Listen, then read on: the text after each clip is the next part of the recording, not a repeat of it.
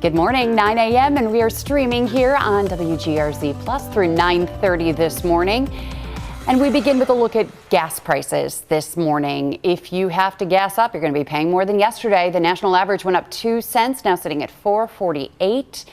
In New York State, the average also sits at $4.50, which is up 4 cents since yesterday. And in our region here in Western New York, according to AAA, it went up 3 cents since yesterday, currently at $4.44 a gallon. For reference, before the start of the war in Iran in late February, prices were below $3 a gallon. That's a 50% increase. And the problem is so bad that some drivers tell 2 on your side that even the traditionally cheaper options aren't offering much relief right now. One popular option for years has been Native American-owned stations that don't have to pay certain state taxes. But even some of those gas prices are higher than other stations right now. Daybreak's Natalie Foss is joining us from the Seneca One stop on Perry Street in Buffalo with more. Natalie? Well, Melissa, right now the Seneca One stop is sitting at $4.39 for a gallon of regular gas. And as you can see, it is still pretty popular here. I know that this is a very popular spot for a lot of people who are looking to get some sort of relief when it comes to those super high gas prices, but that's really not reflected, at least within the last, I would say, maybe a week here. Those lower prices don't really exist. And we spoke to the Seneca Nation to try and figure out what was happening with that, just because it is a little bit abnormal. And they sent us a statement trying to explain why their prices are a little bit higher and why you're seeing those higher prices here. They said that they've had to pay per gallon 60 cents more than what they normally have to pay in a 2-day stretch. So not only is that causing them to have to raise their prices, but also to the high demand. This has been a very, very busy spot, so they have to order more gas frequently. And because of that, prices may adjust sooner than other retailers. Now that's both when prices rise, but also when prices fall as well. So they are also a good indicator on what's going to happen with other stations within the next few days. We spoke to some people after they filled their tanks about how the gas prices are affecting them and how they feel about the fluctuations here at the Seneca One stop. And I have to budget differently, so I usually come here to get cheaper gas, and it's not worth it now. It's high everywhere. They went from low to high. This was the best gas station we had, for a good price. Then we went from $2-something to $4 now, but it is what it is. It's a little higher than normal. At this station, for sure better than the rest. And we checked on gas prices yesterday at stations throughout Western New York, and they varied from anywhere from $4.19 for a gallon of regular all the way to $4.79 a gallon. And the Seneca Nation tells us that they're doing their best to manage these fluctuations, and they're keeping an eye on those prices to be able to change their prices here at the pump in order to give their customers the best value. Melissa?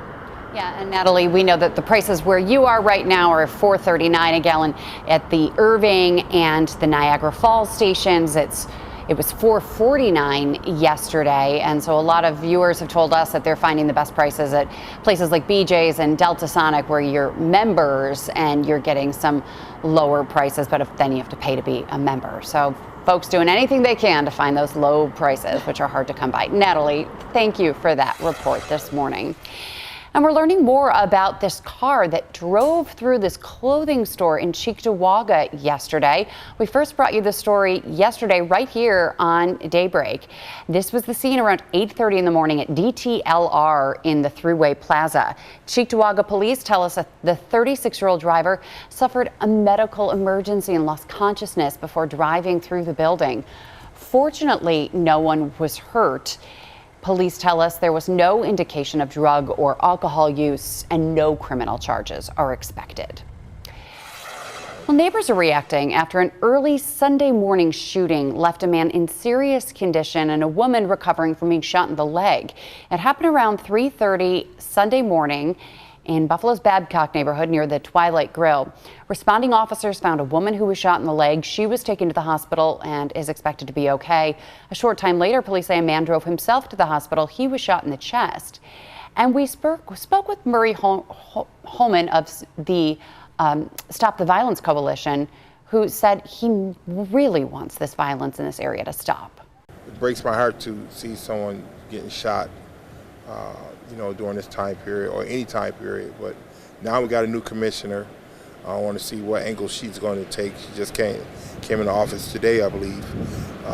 See how she's going to police the police department, so we can have more presence out here. Buffalo police are currently investigating the shooting. They haven't made any arrests. Anyone with information is asked to call police. And that shooting will be one of the things that Buffalo's new police commissioner is looking into. Erica Shields was sworn in yesterday. It came after a razor-thin 5-4 city council confirmation vote last week. The process to confirm Shields has been controversial at times, with several council members expressing concerns about her past and also about her salary in this new appointment. While Shields tries to make a good impression, she faces a number of challenges. And Two on Your Side spoke with the president of the police union. He says there are issues like burnout stemming from overtime, and problems could get worse with summer coming up. There's a lot of festivals and there's a lot of Chippewa, there's a lot of details where officers necessarily don't want to be working overtime, but it's forced upon them. I do speak with these officers before they retire or transfer or leave policing altogether. I speak with them quite a bit leading up as well. And I can tell you it is pretty simple. We need a new contract. Interim Police Commissioner Craig Macy will stay on for now as the Operations Deputy Commissioner to help manage things. And a city spokesperson says contract negotiations for all 6 city worker unions will be addressed after the council action on the budget later this month. Well, if you have any unpaid parking tickets or fines in the city of Buffalo, you might soon have to pay up. Two on Your Side's Kelly Dudzik is live in the newsroom with what the Ryan administration is planning when it comes to those unpaid fees, some of them years old, right, Kelly? Yeah, Melissa, it's part of Buffalo Mayor Sean Ryan's proposed budget that's under review by the Common Council and the public right now. And it includes going back 8 years to 2018 to collect outstanding fines and fees. This was recently revealed during budget workshops as a way to collect up to $6.2 million in fines and fees that are back owed. The budget includes $20.5 million in revenue and fines and fees total. Here's some reaction from the Common Council. It's our fault that we didn't do it. You can't punish them for something that the city of Buffalo, regardless of who's sitting in seats now, did not do.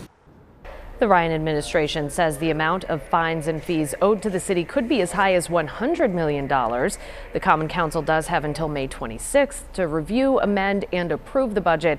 Critics on the Common Council say this could unfairly target poor people, people who had their parking tickets blow off their cars and they never got them. And some also said it isn't fair when they think it's the city's fault that it wasn't going after people who owe money. On Your Side in the newsroom, Kelly Dudzik, Channel 2 News. I can imagine a lot of people be fighting those tickets if they have to pay them after so many years of not even knowing they existed. All right, Kelly, thank you for that. We'll stay on top of that one. Patrick? They're a little pricey too, those parking tickets. And you know this through experience? I do. I do. I legitimately got one. I deserved it. Okay. Okay. I did not get to the meter in time, so I was overdue. And the ticket was there, and I get it. It was just, but I mean, it's a pricey ordeal. And if you rack up a couple of those, that's a big expense. But again, you know, I'm guilty as charged. I will pay it. But I know it's not an easy thing to pay sometimes. It's up there. Remember when we were at that business breakfast out by Spot Coffee at Chippewa in Delaware? Yes. Patrick and I had like a breakfast meeting about an event that we were doing, and we won't give details or names, but we were sitting inside Spot Coffee at this business breakfast, and the person that we were with, who works for a wonderful charity in town, witnessed the parking guy at her car and was like banging on the window and ran out to say, stop, I'm here, I can replenish the meter. And he still gave her a ticket. But I think, you know what, those meter people have a job to do. Yes. Okay. It's quite possible that if the process has started, you can't undo it. Right. That we don't know that for sure.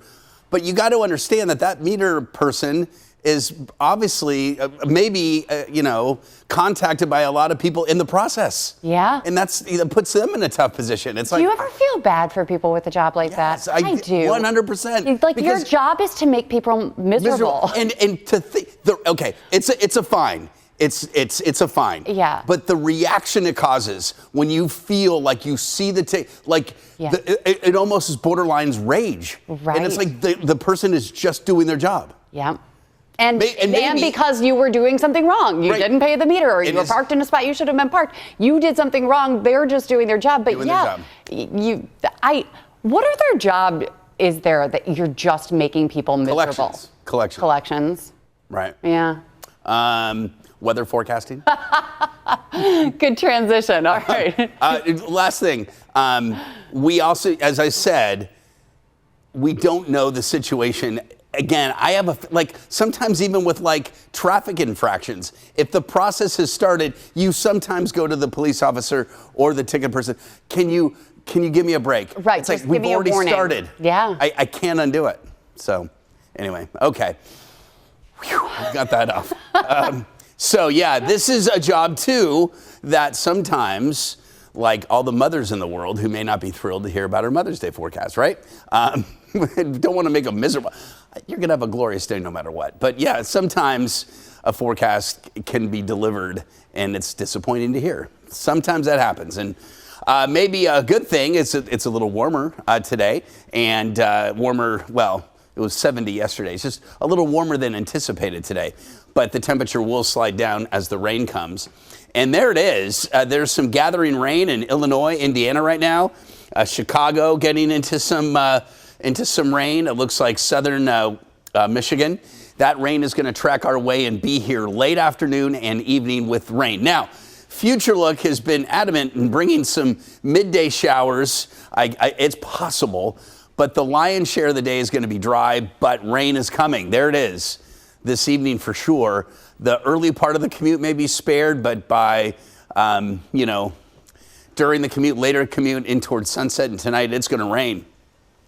Driving into work early tomorrow morning, it's likely raining, but the rain does shift off to the east, and that's going to be a drier trend in the afternoon. Now, the Storms Prediction Center has kind of expanded in an area of where severe weather could potentially happen. It does include a part of our region with a few severe storms possible, namely Cattaraugus, Allegheny counties, and into Potter and McKean counties, where a few strong to severe storms are possible with that potential of gusty winds or small hail. The better chances east, but again, we can't rule out a few rumbles of thunder later today and certainly tonight. Temperatures today, we're now in the low to mid 60s. We will be in the upper 50s to the low 60s, mostly upper 50s by this afternoon. And for tomorrow, only in the 50s with that rain, especially in the morning. Some rainfall totals here. Many areas upwards of 1 inch to 1.5 inches, especially for, the entire region. It's going to be a wet night tonight, and it's going to be a breezy day today. 30 to 35 mile an hour winds, maybe some gusts to 40, then the wind slackens off tonight. So for today, scattered showers, especially increasing later on this afternoon. Tonight, rain, some rumbles of thunder are possible. Showers, cooler, a drier afternoon tomorrow. 7-day forecast, dry Thursday. Friday, a small shower chance, but a better chance, unfortunately, over the weekend. And here's, Mother's Day.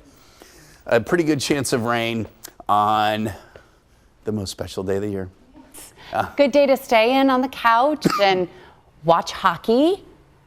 And Do you know that the last Sabres game I watched on the couch with whom? Your wife? My wife. That's nice. I thought we'd land on Mars before that happened. Yeah. And she was into it. So, yes, the Sabres are bringing couples and families together one game at a time. And I'm also thinking, when was the last time the Sabres played on Mother's Day? Oh, my goodness. We haven't been in the second round of the playoffs since in 20 years. And was there a Mother's Day game then? Because there is a game on Mother's Day, right? There is. We have, of course, because it's Wednesday, Friday, and then Sunday. Wow. Oh. And speaking of Wednesday, it's a good thing that the Sabres aren't playing tonight, because the party in the plaza and an outside watch party would have been totally It would have been close. drenched. It would have been close. The rain is going to be approaching then. Oh, but Mother's Day, how do we possibly? I can't. What's your question? Dude, it's the Mom's Day. I can't say, hey, I'm going to go watch hockey. I can get Well, maybe she'll watch with you. Dude, one day, I can't ask for the world here. Make her breakfast, make her lunch and dinner for the game, or have desserts or something nice. I'll find a way. I just don't know if she's going to join me. But anyway. All right, well, let her just relax while you're watching the game. All right, Patrick, thanks. Stay with us. We will talk Sabres and demolition of the old Highmark Stadium. We'll show you that coming right up. And Met Gala, too. We'll show you some of the looks that everyone's talking about this morning. Stay with us. Welcome back. We are just one day away from the start of round 2 of the Stanley Cup playoffs, and we'll all be watching practice today to see if forward Sam Carrick takes the ice. Head coach Lindy Ruff said over the weekend that Carrick would likely be out for the entire second round with that arm injury that he suffered in that game at the end of March. But yesterday, Ruff gave a really positive update saying that Carrick is further along than expected and he could actually practice today. No word if he's going to actually play tomorrow, but at least coming back to practice is a really good sign. But yeah, he was in this fight and then fell weird on his arm and broke his arm. Got an owie. The way he was, it's a big owie. But and I don't know if it was actually a break, but obviously a really significant arm injury. And he was great when he was playing here after he was traded from the Rangers and really made quite the difference and scored a lot of goals. So it will be great to have him back if he can come back. And then there's this storyline for Captain Rasmus Dahlin. He has been named one of the 3 finalists for the Bill Masterton Memorial Trophy, which goes to the NHL player who best exemplifies the qualities of perseverance, sportsmanship, and dedication to hockey. The winner will be announced in June. So every team picks one player, and then he's been narrowed down from all of the players, all of the teams, to just 3. And I couldn't think of a better player, But do outside hockey instances, are they included? Yeah, because I mean, what happens if a player for the Sabres saved a bunch of people from a burning building? Does that, you know what I'm saying? It's like perseverance and dedication to the team, but he had to leave the team. 100%, I know. Right, he came back and the team supported him and he rallied the team after he came back from his fiance needing a heart transplant. And so he went to be by her side in Europe and had to take a little bit of time away, and then made that post a few months later that because of that heart transplant, they, all encompassing of that, they realized that they lost their pregnancy. And so he had been through so much. He stayed dedicated to the team. He's been with the team since 2018 and has never made the playoffs. And he helped to lead the team as captain to the playoffs for the first time in 14 seasons, 15 years, has had a great season himself. He's played so well. So I can't think of another player that's more deserving than Rasmus Dahlin to win this trophy. It only happened twice before in Sabres history. Who's that? 1975, Don Luce. Okay. 1995, Pat LaFontaine. And so this is the 2025 26 season, so 75, 95, and then 30 years later, I don't know. But when is that announced? June. So I think after, maybe right at the Stanley Cup Finals or right afterwards. So good luck to him. Absolutely. So deserving and great to see. Yeah. Okay, we will talk Met Gala coming up right after the break. Stay with us. Welcome back, everybody. Take a look. This video just into our newsroom this morning. What? The old Highmark Stadium Oh, it looked like a piece was demolition. missing. Okay. Well, yeah, they're actually tearing it down right now, so there are pieces missing. Power was disconnected last Friday before work began, and the demolition process is expected to last through March of next year. They are going to be taking it down literally piece by piece and using machinery, using a wrecking ball. There will be no implosion. No implosion, okay. So it's going to be a slow There were plenty of implosions there. Yes. Already. But it's bittersweet, making room for parking and to get ready for the new Bill Stadium to open this summer. But lots of memories are coming down piece by piece in the old Highmark Stadium. And apparently the amount, I heard this on WBEN yesterday, the amount of items from the stadium has superseded any other sports relics taken from a stadium being taken down. That people are buying the memorabilia, going. like the chairs, seats, and the bathroom troughs, the whole. That's true. They were sold. I know. Everything. Yeah. Everything must go, as they say. Right. But that's impressive. Yeah, it's definitely a sight to see with one thing coming down and the other going up. Right. So that's all happening on Abbott Road, and you can see it for yourself if you're driving by the Southtowns. Okay, let's talk the glamour of the 2026 Met Gala. It's in the books. It's considered fashion's biggest night in New York City. That's Madonna right there. Wait. And there were women around her that were carrying the pieces of the dress, which is directly from a work of art. I just saw the skier. Yeah, Lindsey Vonn, and then there was We're going to go through these. Let me just tell you about this. Okay, the theme was Fashion is Art, which coincides with a new exhibition that opens up in the Metropolitan Museum of Art later this month in their costume department. It's the hands, the Da Vinci hands painting. All right. Among those leading the evening were co-chairs Beyonce, Nicole Kidman, and Venus Williams. There was also some drama because Lauren Sanchez was one of the co-chairs. Yeah. Jeff Bezos paid a lot for it, was the big sponsor with Amazon, and there were a lot of anti-Bezos fans, so a lot of controversy. But this is Hugh Jackman, and he looked very dapper, but he did face some criticism because some were saying that he's a little too boring. I've actually read that if you don't follow the theme, you don't get an invite next year. That's not his wife. Oh, he got divorced. That is Sutton Lenore. Okay. They made their Met Gala debut as a couple, according to Vogue, Because right there. he was married to the same woman for a very, very long time. Okay. All right. Sorry. So let's go to the next one. Yeah, we're gonna keep on going on our, can we? On Instagram? Okay, so this is Serena, and looking lovely there. Let's keep going. We'll kind of go through these a little faster. Yeah, I mean, this is art. This is Gwendolyn Christie. Oh, yeah. And you're like, oh, yeah. All right, keep going. To people that Patrick recognizes. That's Cher. Cher. Oh, she looks gorgeous. Yep. Okay. And lots of K-pop people, and they all looked really good. I saw her. Who's that? This is Gracie Abrams. She's a singer. And her gown is custom Chanel, and it was absolutely beautiful and really reminiscent of the artwork that that was based off of. Let's keep going a few more. This is Hunter Schafer, and her dress also completely based, the colors underneath it. I wish that we could do side by side with the artwork that they're reflecting. Oh, yeah. And then we'll Who's do Hunter Schafer? Hunter Schafer is a very well-known trans actress. Okay.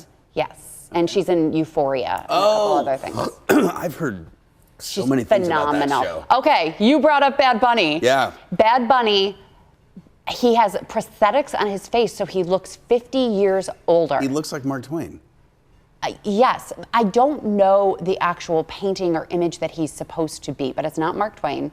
But that comment, I didn't think we'd see Will Ferrell at the Met Gala, is kind of funny. Oh, yeah. That's right. Yeah, but I'm sure we'll hear a lot more about what went into the makeup and the hair in order to make him look a little bit older. Katy Perry. Weird. Sorry. Okay.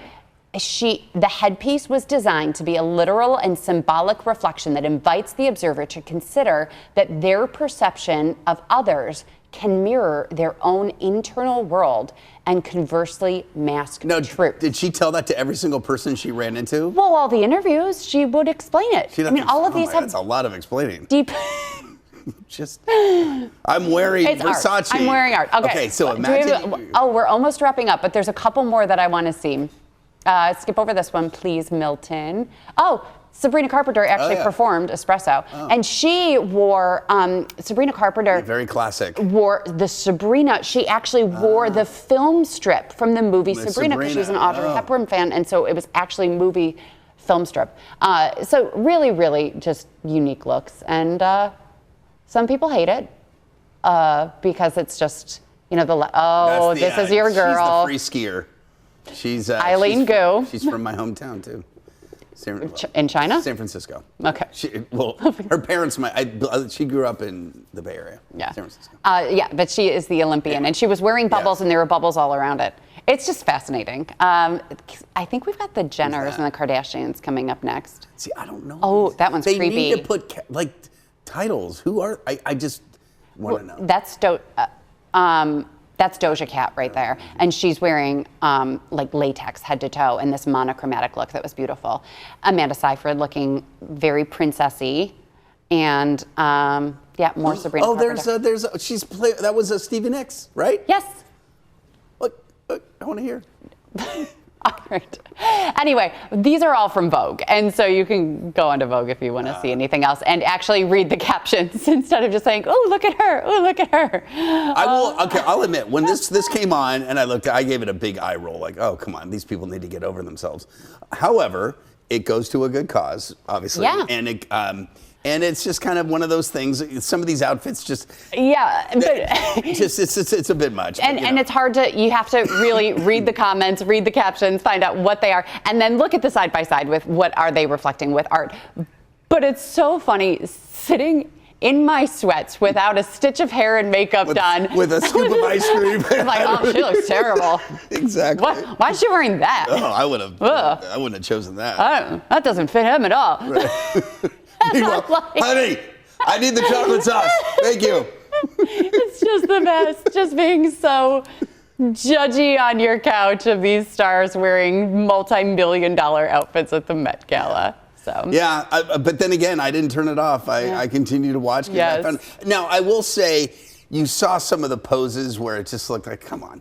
Then they would do one-on-one interviews, and then so many of those people were genuine and fun and engaging. And so much thought and creativity. And the designers put in their blood, sweat, and tears into these amazing costumes, dresses, tuxes, and they deserve to be praised. So that's art for you.